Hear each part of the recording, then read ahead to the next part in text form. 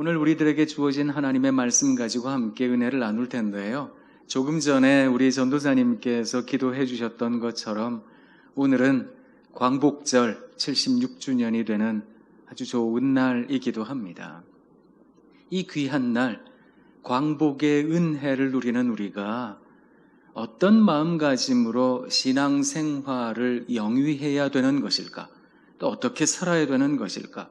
그것을 오늘 본문 말씀을 통해서 함께 좀 깊이 생각하도록 하겠습니다. 열왕기상, 열왕기하 혹은 역대상, 역대하, 이게 이제 이스라엘의 히브리 민족의 역사에 관련된 성경 본문들인데요. 이 본문을 찬찬히 읽어보시면 아시겠습니다만 이스라엘 백성들의 역사는 한 점으로 집중이 되어집니다. 그게 뭔가 하면 우리 하나님을 경외하고 있는가 혹은 우리 하나님을 버렸는가. 인류 역사를 살펴보면 경제적으로, 정치적으로, 문화적으로 여러 가지 변수들이 있겠지요. 그래서 한 나라가 흥황성쇠를 경험한다면 그 나라가 잘 되고 혹은 때로 못 되는 것, 그것을 생각해 보면 어떤 역사의 큰 물줄기 속에서 때로 정치적 대변혁이 있기도 하고 경제적인 공황이 있기도 하고 혹은 문화적인 혼란이 있기도 한 법인데, 그것에 따라서 나라가 잘 됐다가 못 됐다가 하기도 하겠지만 특별히 이스라엘 백성들의 흥망성쇠는 오로지 하나님을 경외하고 있는가, 그렇지 못한가에 달려 있었다라는 것입니다. 사실 또 다른 변수도 있었을 테고 여러 가지 국제 정세도 있었을 테지만 성경은 신앙을 기준으로 하나님을 경외하는 그 신실한 믿음을 기준으로 인류 역사가 진행되고 있다라고 하는 것을 보여주고 있는 것입니다. 우리 믿는 사람들도 마찬가지인데요. 어쩌면 우리가 이 세상 살아가다가 보면 나라가 힘들 때도 있고 또 우리 집안이 경제적으로 어려울 때도 있고 가족 간에 서로 간의 의사소통이 잘 안 돼서 오해와 곡해가 쌓이기도 하고 때로 갈등이 이어지는 순간이 있을 수도 있겠습니다. 그렇지만 우리 믿는 사람들이 우리 스스로를 가만히 들여다봐야 되는 것은 과연 나는 하나님 은혜 가운데 살아가고 있는 그 은혜를 잊지 않고 있는가? 또 우리가 가지고 있는 믿음, 신앙이라고 하는 것을 부여잡고 있는 것인가? 이것을 우리가 날마다 점검해야 되겠다는 것입니다. 오늘 성경 말씀을 여러분 가만히 읽어보시면 이 하나님의 말씀이 우리들에게 울려주는 경종이 있습니다. 여러분 한번 보십시오. 40절 말씀입니다. 그러나 그들이 듣지 아니하고 오히려 이전 풍속대로 행하였더라. 그 풍속대로 행한 게 무엇인가 하면 41절입니다. 이 여러 민족이 여호와를 경외하고 또 그 아로 새긴 우상을 섬기니, 여호와를 경외하기도 하고 우상을 섬기기도 했다는 겁니다. 그들의 자자손손이 그들의 조상들이 행하던 대로 그들도 오늘까지 행하니라. 믿음이 어느덧 희석이 되어버렸습니다. 하나님을 경외하는 그 마음을 사람들은 이것도 가하고 저것도 가하다, 신앙이 가지고 있는 배타성을 잃어버렸던 겁니다. 우리가 신앙을 갖게 되면 이타적 사랑을 하게 됩니다. 그래서 그가 범죄한 것이 있다 할지라도, 그에게 잘못이 있다 할지라도 우리는 그리스도의 사랑으로 그를 용인하고 포용하고 수용할 줄 알아야 됩니다. 그런데 그럼에도 불구하고 신앙이라고 하는 것은 배타적일 수밖에 없다는 것을 여러분 꼭 기억하셔야 됩니다.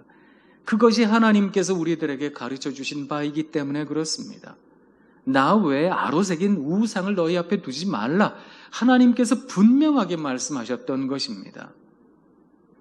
그래서 내가 곧 길이요 진리요 생명이라고 선언하신 우리 구주 예수님 이외에는 구원을 얻을 만한 어떤 이름을 하나님께서 우리들에게 주신 바가 없다. 그 성경 말씀을 우리가 마음으로 믿는 겁니다. 그리고 그것을 삶에 실천하는 것입니다. 이게 신앙이라고 하는 것인데, 그런데 당시에 이스라엘 백성들은 다 잊어버린 겁니다. 하나님도 섬기고 우상도 섬기고 이것도 좋고 저것도 좋고 그렇게 살았단 겁니다. 그래서 이스라엘 백성은 점점 쇠락의 길을 걸어가게 됩니다. 우리가 읽지는 않았습니다만 제가 화면에다가 좀 올려달라고 부탁을 드리기도 했는데요. 열왕기하 17장 6절에서 8절입니다. 바로 그 전에 어떤 일들이 있었는가 하면 제가 그 본문 말씀을 읽어드리도록 하겠습니다. 호세아 제9년에 아수르 왕이 사마리아를 점령하고 이스라엘 사람을 사로잡아 아수르로 끌어다가 고산 강가에 있는 할라와 하볼과 메대 사람의 여러 고을에 두었더라. 이 일은 이스라엘 자손이 자기를 애굽 땅에서 인도하여 내사 애굽의 왕 바로의 손에서 벗어나게 하신 그 하나님 여호와께 죄를 범하고 또 다른 신들을 경외하며 여호와께서 이스라엘 자손 앞에서 쫓아내신 이방 사람의 규례와 이스라엘 여러 왕이 세운 율례를 행하였습니다. 이 호세아라고 하는 사람은 이스라엘의 마지막 왕입니다. 이스라엘이라는 나라가 솔로몬 이후에 솔로몬의 아들 르호보암 때에 백성들의 간청을 듣지를 않았거든요.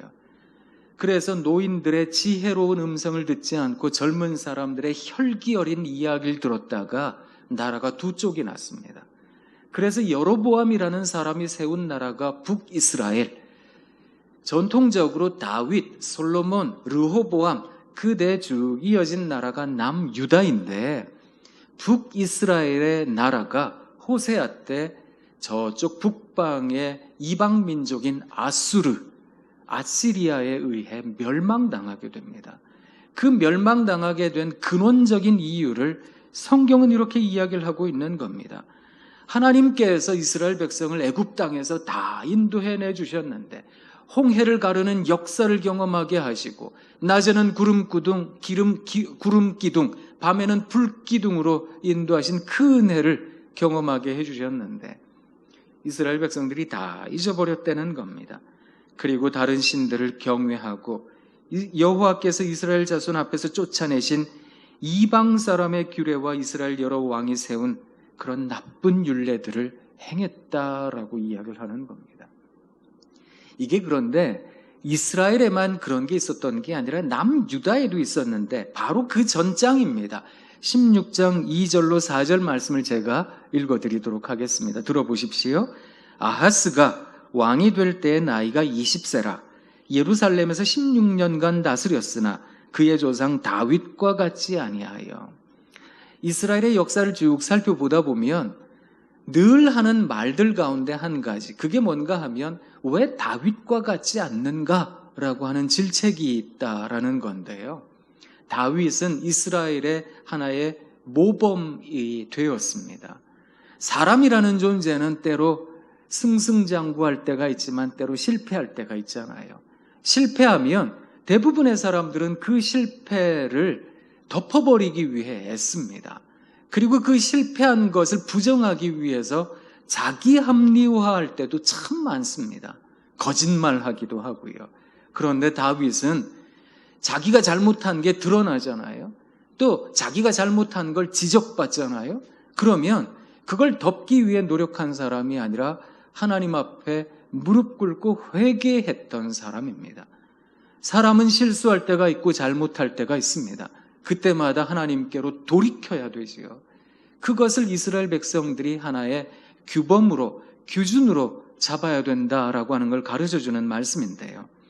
그의 조상 다윗과 같지 아니하여 그의 하나님 여호와께서 보시기에 정직히 행하지 아니하고 이스라엘의 여러 왕의 길로 행하며 또 여호와께서 이스라엘 자손 앞에서 쫓아내신 이방 사람의 가증한 일을 따라 자기 아들을 불 가운데로 지나가게 하며 아들을 제사로 그냥 죽여버렸다는 겁니다.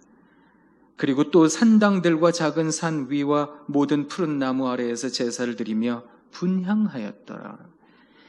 이게 아하스도 그랬던 게 아니라 그 직전의 왕이었던 요담이라는 왕이 있는데 그 요담에 대한 기사를 또 읽어드리겠습니다. 열왕기하 15장 34절에서 35절 말씀입니다.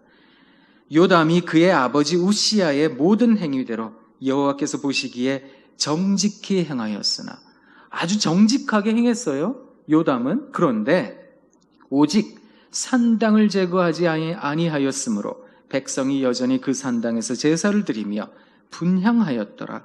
요담이 여호와의 성전의 윗문을 건축하니라. 다른 거 다 잘했는데, 그런데 단 한 가지, 하나님을 온전히 경외하지 못하고 이런 신도 섬기고 저런 신도 섬겼다라는 것입니다. 유다 왕 때에 이스라엘 왕들의 모습은 어떠했는가? 열왕기하 15장 27절로 28절에 베가라는 이스라엘 왕에 대한 기사가 적혀 있습니다. 한번 들어보십시오. 르말랴의 아들 베가가 이스라엘의 왕이 되어 사마리아에서 20년간 다스리며 여호와께서 보시기에 악을 행하여 이스라엘로 범죄하게 한 느밧의 아들 여로보암의 죄에서 떠나지 아니하였더라.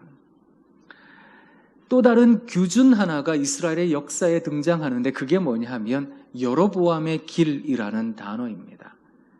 다윗, 앞서서 말씀드렸던 그 기준과 다르게 이 여로보암이라는 사람은 좀 전에 제가 말씀드렸던 것처럼 솔로몬의 아들 르호보암의 시대에 백성들의 원성, 그것을 다 품고 왕에게 나아가서 우리에게 주어진 부역을, 우리에게 주어진 그 어려운 노역을 좀 제해 주십시오, 조금만 경감시켜 주십시오, 그렇게 외쳤던 이스라엘 백성들의 리더였거든요. 근데 이 사람에 대하여 르호보암 왕이 듣지 않으니까 이 사람이 나라를 세웠다고요. 나라를 세운 뒤에 이 사람이 어떻게 했는가 하면 열왕기상 12장 25절에서 30절입니다. 제가 또 말씀을 읽어드리도록 하겠습니다. 여로보암이 에브라임 산지에서 세켐을 건축하고 거기서 살며 또 거기서 나아가 브누엘을 건축하고 그의 마음에 스스로 이르기를 나라가 이제 다윗의 집으로 돌아가리로다. 만일 이 백성이 예루살렘에 있는 여호와의 성전에 제사를 드리고자 하여 올라가면 이 백성의 마음이 유다 왕 된 그들의 주 르호보암에게로 돌아가서 나를 죽이고 유다의 왕 르호보암에게로 돌아가리로다. 이에 계획하고 두 금송아지를 만들고 무리에게 말하기를 너희가 다시는 예루살렘에 올라갈 것이 없도다. 이스라엘아, 이는 너희를 애굽 땅에서 인도하여 올린 너희의 신들이라 하고 하나는 베델에 두고 하나는 단에 둔지라. 이 일이 죄가 되었으니 이는 백성들이 단까지 가서 그 하나에게 경배함이더라. 여로보암이라는 사람이 정치적으로 가만히 생각해 보니까 백성들을 하나로 묶는 것이 하나님에 대한 신앙인데, 그 하나님에 대한 신앙의 정수가 예루살렘 성전에 있다는 걸 알게 된 겁니다. 그러니까 나라를 세우기는 했는데 이 나라를 굳건하게 하고 백성들의 마음을 하나로 묶어내려고 한다면 이걸 하나를, 내가 어떤 신을 만들어야 되겠다. 그리고 나서 이 사람이 너희들을 애굽 땅에서 불러낸 신이 바로 이 금송아지다. 그리고서 베델과 단에다가 금송아지 제단을 세운 겁니다. 그리고 백성들에게 예루살렘까지 갈 필요가 없다, 이렇게 가르쳤던 겁니다. 이 일이 하나님 앞에서 큰 범죄함이 되었는데, 이후로 이스라엘의 역대 왕들의 모습을 보면 면면이 이런 여로보암의 죄를 반복하여 저지르고 있었다는 겁니다. 이게 단지 이스라엘, 북이스라엘만의 문제가 아니라 남유다에도 어느덧 점점 더 물들게 되어서 이스라엘 전체 역사를 살펴보다 보면 온전히 하나님을 섬겨야 된다라고 하는 그 본래의 마음을 다 잃어버리게 된 겁니다. 제가 왜 작년에 우리 교회에 와서 여러분들께 저희 학교 기독교 교육학과에 박상진이라는 교수님이 계시는데 이분이 만든 두 문자 하나를 여러분들에게 소개해드리기도 했는데요. 사자성어가 아니라 혹시 여경지근이라는 말 아십니까? 이렇게 여쭙기도 했잖아요. 여경지근, 여호와를 경외하는 것이 지혜의 근본이다. 이게 이제 앞 글자 줄여서 여경지근 이렇게 말씀을 드렸는데, 이스라엘 백성들이 가지고 있었던, 다시 말하자면 모세의 율법에서부터, 모세 오경에서부터 끊임없이 가르치고 있는 바가 여호와를 경외하는 것이 지혜, 여호와를 경외하는 것이 지식의 근본이다 라고 하는 이 말씀이었거든요. 그래서 하나님만 섬겨야 됩니다. 너희가 하나님만 섬겨야 된다. 그것을 반복적으로 이스라엘의 역사를 통해서 하나님께서 가르치고 계신다. 이게 이제 모세 오경부터 쭉 이어진 아주 중요한 율례와 규례가 되었는데요. 이걸 이스라엘 백성들이 왕을 세우고 그 왕을 따라가며 다 잃어버리게 된 겁니다. 솔로몬도 그랬듯 역대 왕들을 가만히 살펴보면 자기의 지식대로 행할 때가 참 많았더랬습니다. 어떤 문제가 있으면 하나님께 무릎 꿇고 다가서기보다는 대부분의 왕들이 무엇을 택했는가 하면 여러 나라와 화친을 하고 또 그 나라와 혼인을 통해서 정략적인 관계를 맺고 그러면서 그 이방 신상들을 받아들이고 그런 성전들을 세우고 산당들을 세우고 그리고 그것들에 분향하고 예배할 때가 많았거든요. 그것이 하나님께 얼마나 큰 범죄함이 되었는지. 그래서 끊임없이 하나님께서 선지자와 예언자, 사사들을 통해서 말씀하셨던 것은 내 백성 이스라엘아, 유다야, 야곱아, 예루살렘아, 제발 좀 돌아오라 그리 말씀하셨을 때가 많았다는 겁니다. 사랑하는 여러분, 우리가 여전한 범죄 속에, 여전한 악 속에 살아가려는 습성이 있다는 것을 하나님의 전에 나올 때마다 늘 기억해야 되겠습니다. 그래서 하나님께 나아오는 사람들은 언제나 참회의 기도를 하게 되어 있습니다. 이게 초대교회로부터 이어진 교회의 전통 가운데 하나인데 오늘도 예배 시간에 우리가 참회의 기도를 했지 않아요? 하나님 앞에 서는 사람들마다 온전히 하나님 앞에 서질 못했습니다. 그동안의 삶을 돌이켜볼 때마다 하나님, 제 안에 이런 한계가 있고 이런 모자람이 있었습니다. 저를 불쌍히 여겨주십시오. 하나님, 저를 도와주십시오. 이렇게 간구해야 하는 것, 그게 인생된 우리가 해야 할 하나님 앞에서의 마땅한 모습이 아닐까 싶습니다.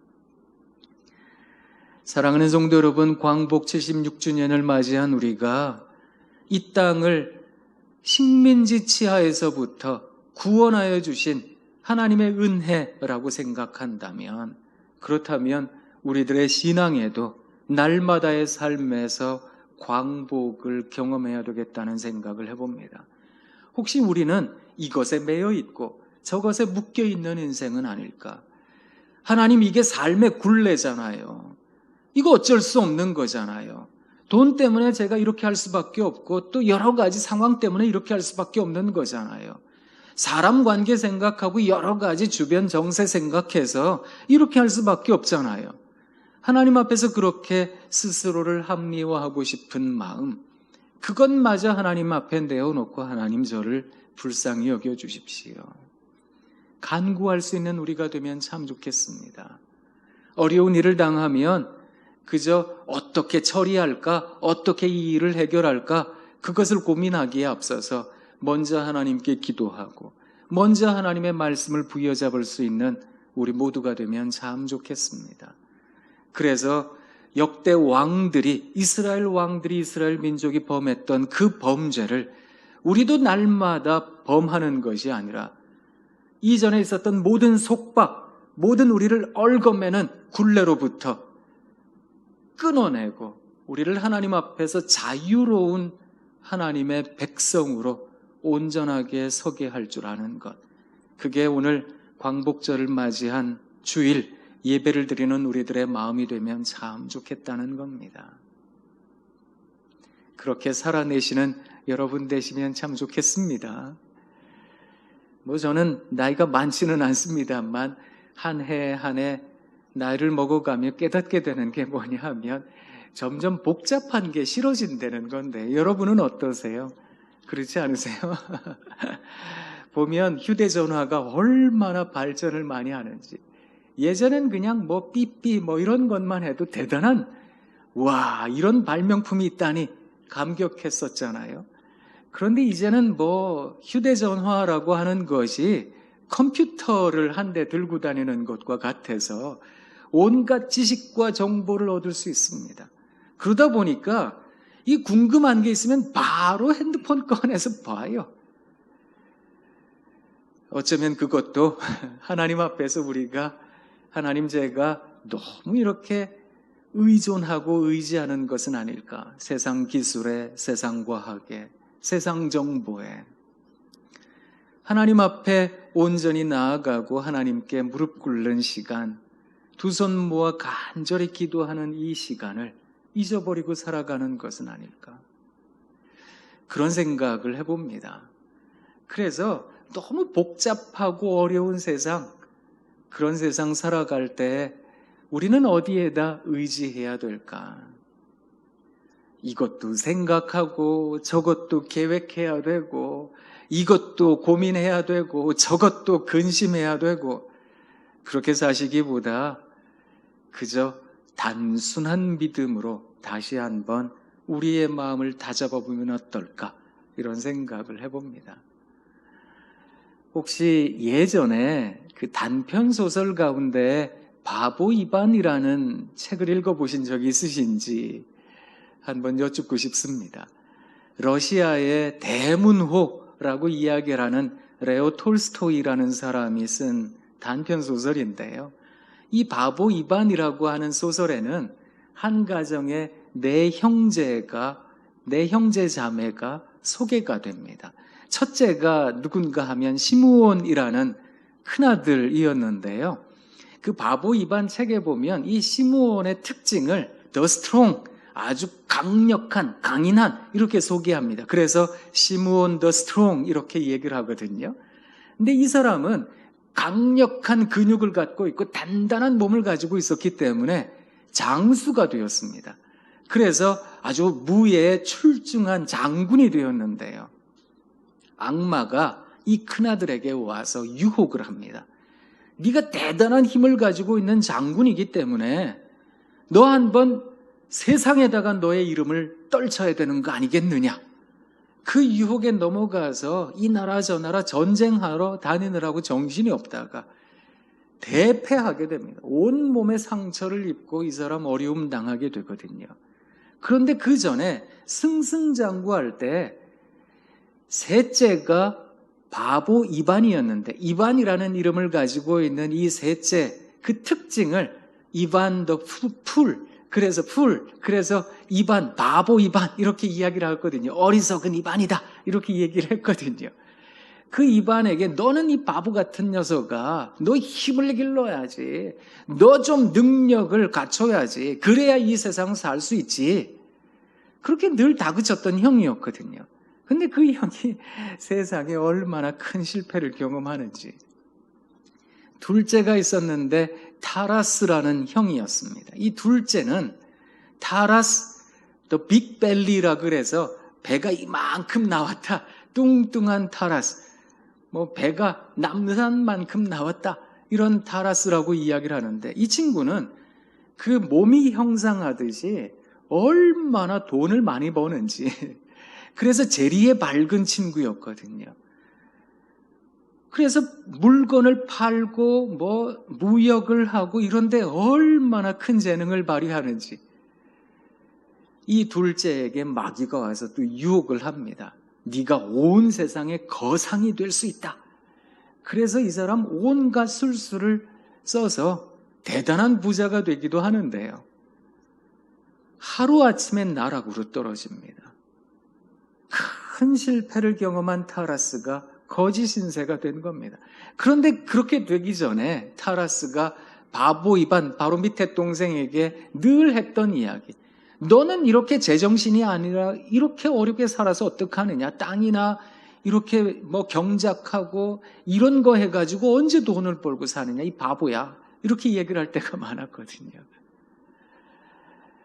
바보 이반 밑에는 여자 동생이 하나가 있었습니다. 이 여자 동생 이름은 마르타였는데 그 마르타에 대하여 어떤 수식어가 붙어 있는가 하면 마르타 더 뮤트, 음소거 된 마르타 이렇게 얘기를 하는데 마르타는 어려서부터 듣지를 못했어요. 말을 못했어요. 그러다 보니까 오빠들의 도움이 필요했는데 누가 이 마르타를 살뜰히 돌봤는가 하면 바보가 이반이라는 오빠가 돌봤거든요. 장군이 된 큰 오빠도 그리고 또 거상이 된 둘째 오빠도 이 아이를 돌보지 않았다고요. 그런데 바보 이반이 이 아이를 돌보면서 땅을 경작하고 마을 사람들을 돕고 이렇게 산 겁니다. 마귀가 이반에게 찾아와서 또 유혹하거든요. 내가 너를 망하기 전이니까 내가 너를 너희 큰 형처럼 대단한 장수가 되게 해주겠다. 근데 이 이반이 마을 사람들을 불러 모아놓고 여러분 어떤 힘을 갖고 싶으세요? 사람들이 다 싫어하는 거예요. 그런 힘이 있으면 뭐 할 건데요? 힘이 있으면 땅이나 갈아야지요. 밭이나 매야지요. 이렇게 얘기를 하는 겁니다. 실패한 마귀가 이반에게 와서 그러면 너희 둘째 형, 거상이 된 너희 둘째 형처럼 내가 너희를 만들어주겠다.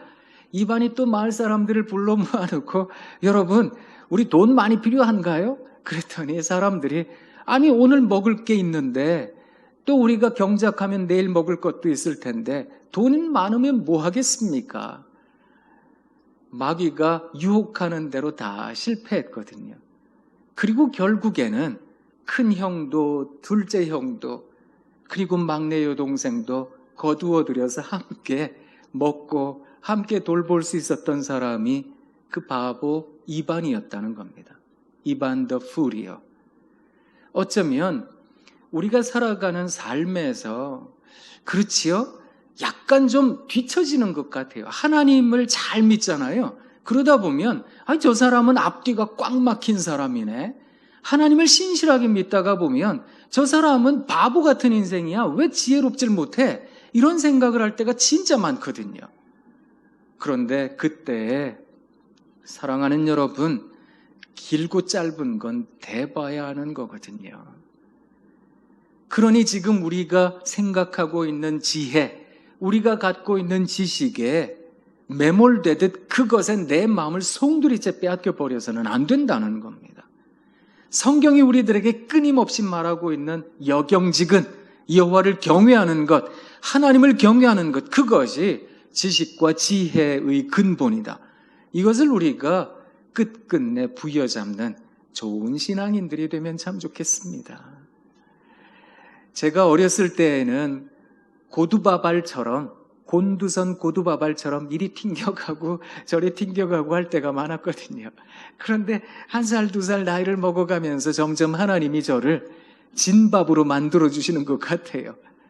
그러다 보니까 소화가 잘 되는 인생이 되는구나 이런 생각을 하는데요. 제가 어렸을 때 저희 어머니가 기도하시는 걸 보면 답답해 했거든요. 힘든 일이 있으면 예배당 주변을 이렇게 도셨어요. 아니 왜 도세요? 기도하는 거야? 아니 뭔 기도를 그렇게 예배당 돌면서 기도해요? 여리고 기도하는 거야? 그러시더라고요. 성경에 보니까 그 이스라엘 백성들이 그 난공불락의 요새 여리고를 빙빙 돌면서 기도하니까 그 성이 무너졌대잖아. 그래서 기도하는 거야 그러시더라고요. 제가 어린 마음에 무슨 생각했는가 하면 이 바보 같은 짓 하고 있네 그 생각했거든요. 그런데 제가 요새 조금 철이 들어서 뭐 하는지 아세요? 저희 학교에 문제가 생기면 학교를 돕니다. 집에 어려움이 생기면 저희 아파트 단지를 돕니다. 돌면서 기도합니다. 하나님, 이 문제가 해결되게 해주십시오. 그게 무슨 효용 가치가 있을까? 이렇게 생각하실 수 있으실 겁니다. 아니 그게 지금 당장 내가 돈 때문에 내가 지금 당장 어떤 힘든 일이 생겨서 건강 때문에 어려운데 이게 이렇게 기도한다고 해결이 될까? 여러분 우리 안에 있는 온갖 계획과 생각을 접어놓고 단순하게 믿는 것이 참 중요하다는 생각을 합니다. 그렇지요? 어떻게 생각해 보면 우리들의 삶에 하나님께서 어떻게 역사하실까? 그것을 우리가 알지 못하는 인생이잖아요. 그러니 하나님께서 우리에게 좋은 날 보게 하실 때까지 우리가 또 하루를 견디고 또 하루를 인내하며 하나님만 바라볼 수 있는 우리가 되면 참 좋겠다는 겁니다. 제 개인적인 경험도 그런데요. 저희 아버님께서 첫 번째 크리스찬이었어요. 우리 가문의 첫 번째 예수쟁이였는데요. 제가 어렸을 때 늘 그런 얘기를 많이 들었거든요. 저 예수쟁이. 근데 저희 아버님이 그냥 예수님 믿은 게 아니라 또 목사님이 됐어요. 그래가지고 집안에서도 쫓겨나고 이랬거든요. 참 어렵게 저희는 제가 어렸을 때 살았는데요. 큰 댁에 가지를 못했습니다. 왜냐하면 큰 댁에 가면 제사를 지내는데 아예 예수쟁이 오지 마라. 아예 그냥 문전박대할 때가 많았거든요. 그렇게 10년, 20년 세월이 흘러가면서 저희 아버님 때가 이제 다 돌아가셨어요. 저희 아버님도 이제 혼자 생존해 계시는데 형제들 중에 다들 90 넘게 다 사시다가 다 장수하시다가 돌아가셨는데요. 이분들이 돌아가시기 직전에 우리 가족을 모아다가 미안하다고 잘못했다고 그렇게 얘기하시면서 이제 예배를 드리실 수 있게 허용해 주셨거든요. 나중에는 어떤 일이 벌어졌는가 하면 제사를 없애고 다 예배 드리는 그런 가족이 됐는데요. 처음에 허락되었을 때 큰 집에 갈 때 그 친척들이 우리 가정을 보고 욕을 했다고요. 예수 믿어 저 땅으로 살고 있다고. 왜냐하면 행색이 그다지 좋아 보이지 않았으니까. 그런데 그것도 잠시더라고요. 시간이 또 지나니까 하나님께서 이 모든 상황을 역전시키시더라고요. 우리가 큰댁에 큰아버지, 둘째, 셋째, 큰아버지 이런 집안의 형제들을 돕고 있더라고요. 보니까 생각해보면 예수 믿는다는 거 바보 같은 일일 수 있겠다 싶습니다. 그러나 긴 시간이 지나고 나면 하나님께서 반드시 보게 하실 날이 있는 것은 아닐까. 그러니 지금 당장 조금 어렵다고 해서 내 신앙을 팽개쳐 버리거나 내 신앙을 그저 아무것도 아닌 것인 양 생각하지 않으면 좋겠습니다. 또 내 마음에 어떤 원망과 불만도 잠깐만 접어두시면 어떨까 이런 생각을 합니다. 제가 좋아하는 이철환이라는 작가가 있는데요. 이분이 참 좋은 작가거든요. 연탄길 이 책을 써가지고 아주 유명해진 작가이기도 한데요. 이분이 곰보빵이라는 책에 쌍둥이 눈사람이라는 글을 썼습니다. 어렸을 때 이분도 참 가난하게 지냈거든요. 아버지가 고물상하고 참 가난하게 지냈는데 그때 그 시절의 이야기를 적어놓은 겁니다. 제가 찬찬히 읽어드릴 테니까 한번 들어보시면 좋겠습니다. 내가 9살 때 우리 엄마는 남의 집에서 식모살이를 했습니다. 엄마는 내가 사는 산동네에서 멀리 떨어진 2층 집에서 살았고 한 달에 한 번 집에 왔습니다. 아버지가 하시던 고물상이 기울 대로 기울어 먹고 사는 일이 어려워졌기 때문입니다. 엄마가 식모살이를 간 부잣집에는 몸이 불편한 할머니가 혼자 살고 있었습니다. 엄마는 할머니 곁에서 끼니를 챙겨드리고 병수발까지 해야 했습니다. 그해 겨울은 다복다복 눈이 많이 내렸습니다. 매일 밤 엄마가 너무 보고 싶었습니다. 엄마가 보고 싶은 날이면 형과 함께 먼 길을 걸어 엄마가 일하는 2층 집으로 갔습니다. 차가운 겨울바람을 맞으며 걸어가는 길가에 크리스마스 캐럴이 흐르고 있었습니다. 엄마를 부를 수는 없었지만 그곳에 가면 엄마 냄새가 나는 것 같아 좋았습니다. 겨울 햇살이 푸슬푸슬 둥지를 튼 담벼락에 기대 앉아 형과 나는 아무 말 없이 해바라기를 하다가 집으로 돌아오곤 했습니다. 작가에게는 쌍둥이 형이 있었거든요. 엄마가 식모살이 간 그 집 앞에 늘 갔었다는 겁니다. 엄마가 보고 싶으면. 어느 추운 날이었습니다. 엄마가 살고 있는 집 대문 앞을 서성이는데 엄마 얼굴이 보였습니다. 엄마는 2층에서 빨래를 널고 있었습니다. 내가 엄마를 부르려 하자 형이 내 입을 틀어막고 나지막이 속살거렸습니다. 엄마 부르지 마. 엄마한테 혼난단 말이야. 하지만 나는 끝내 엄마를 소리쳐 불렀습니다. 내 목소리를 듣고 엄마는 급히 내려왔습니다. 보름이 넘도록 엄마 얼굴을 보지 못한 나는 울면서 엄마 품에 안겼습니다. 엄마의 따뜻한 품 속에서 나는 한참을 울었습니다. 그때 내 나이 겨우 9살이었으니까요. 엄마는 말없이 내 등을 쓸어주었습니다.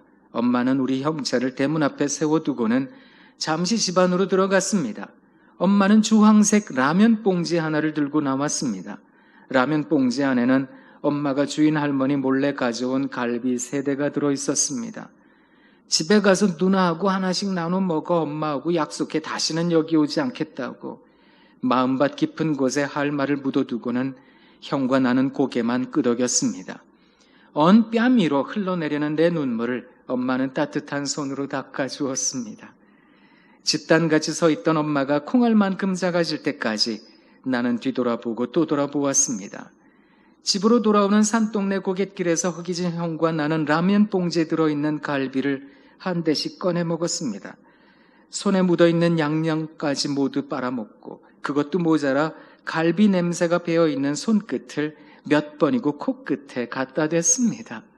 집으로 돌아와 갈비 한 대가 들어있는 라면 봉지를 누나에게 주었습니다. 누나, 이거 먹어. 엄마가 준 건데 진짜로 맛있어. 철환이 너 먹어. 누나는 갈비를 먹지 않고 막내인 나에게 주었습니다. 누나도 겨우 12살 초등학생이었는데. 방문 밖 의자에 앉아 누나가 준 갈비를 먹고 있었는데 열린 방문 틈 사이로 봄맞이 꽃처럼 창백한 누나 얼굴이 보였습니다. 라면 봉지에 묻어있던 갈비 양념을 누나는 조그만 손으로 찍어 먹고 있었습니다. 마음이 아팠습니다. 그날 이후로도 엄마가 보고 싶으면 형과 함께 엄마가 사는 집으로 갔습니다. 하지만 그때는 정말 몰랐습니다. 어린 자식들 잠든 얼굴이라도 보고 싶어서 엄마가 매일 밤 산동네 집에 다녀갔다는 것을. 달빛 내린 창가에 서서 어린 자식들의 얼굴을 엄마가 눈물로 바라보았다는 것을 나는 20년이 지난 뒤에야 알게 되었습니다. 엄마가 일하던 집 2층 집 담벼락에 몽당 크레파스로 꾹꾹 써놓은 엄마는 아직도 내 가슴에 지워지지 않고 남아있는데 되게 마음이 아픈 글이지요. 사실 어린 시절에는 부모님이 하시는 일들이 부모님의 모습이 이해가 되지 않을 때가 많습니다. 왜냐하면 부모님들이 조분조분 설명해 주지도 않고 또 이야기해 주지도 않았기 때문인데요. 부모가 된 뒤에 깨닫게 되죠. 이걸 애들한테 왜 얘기해요? 그렇게 얘기해가지고 무슨 짐을 주려고 이런 생각이 들기도 하거든요.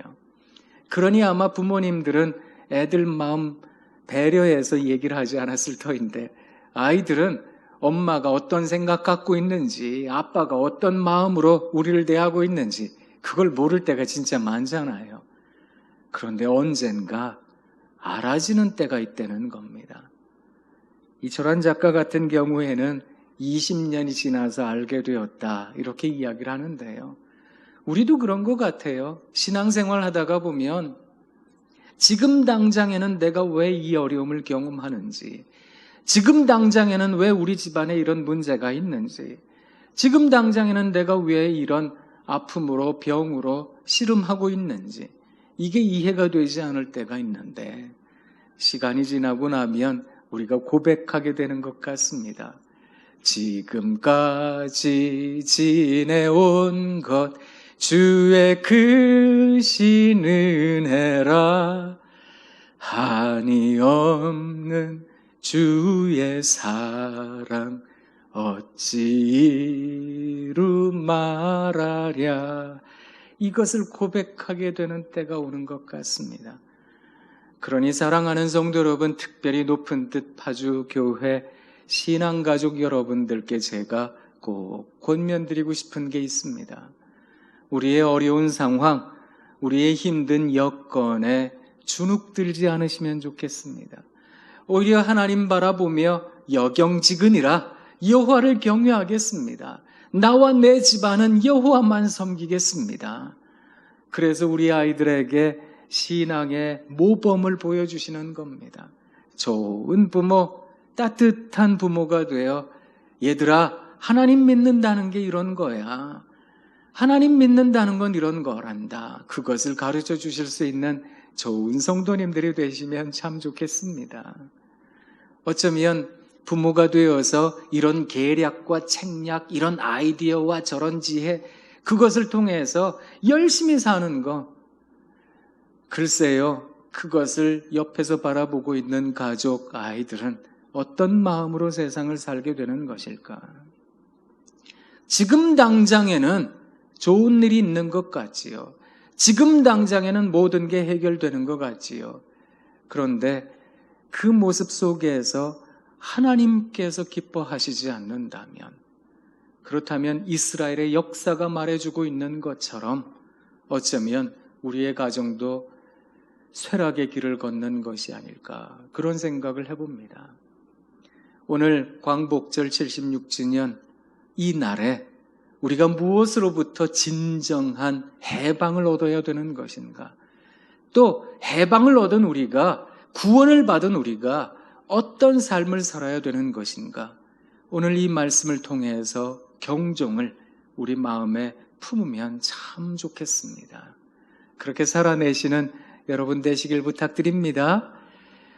단번에 이룰 수는 없겠다, 이런 생각이 들기도 합니다. 찬찬히 하나하나 우리들의 삶을, 묵은 땅을 기경할 줄 아는 우리 모두가 되길 원합니다. 여러분 사랑합니다. 사랑합니다. 사랑합니다. 또 뵐 때까지 건강하세요. 코로나로부터 안전하시기를, 여러 가지 삶의 어려움으로부터 평안하시기를 그저 날마다 기도하겠습니다. 항상 우리 주님 은혜 가운데 평강 누리시는 여러분 되시기를 바랍니다. 기도하겠습니다.